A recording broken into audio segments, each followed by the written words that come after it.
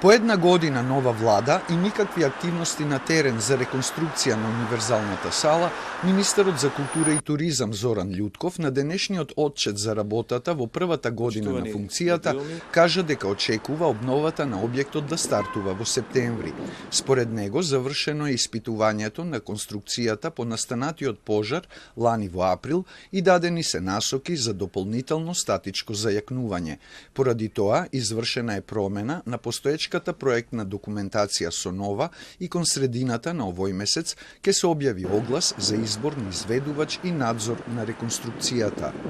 Се отстранија сите други административни пречки и недостатоци кои што беа во постапките, за кои што зборував на многу пресконференции, незаконски се разбира, и очекувам продолжување со реконструкцијата, што би било некаде во текот на месец септември оваа година. Се разбира кога ќе завршат сите постапки.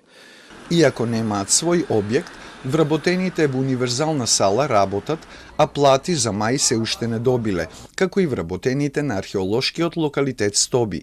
Причина за тоа се прифатените жалби од управните одбори на пресметките на плати по инструкциите од Министерствата за култура и финансии, за кои од Синдикатот за култура кажаа дека се незаконски, но министерот на новинарско прашање одговори дека не им ги прифатиле новите пресметки што ги доставиле до ресорот.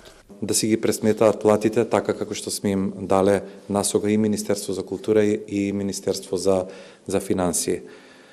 Се надевам дека во наредниот период ќе ги исправат пресметките на платите и ќе си ја добијат платата во најбрз можен рок.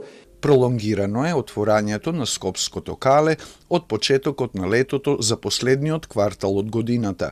Причина за тоа е увидот извршен од стручни екипи од Управата за заштита на културно наследство, со кои што се детектирани повеќе проблеми поради 7-годишната негрижа, рече министерот.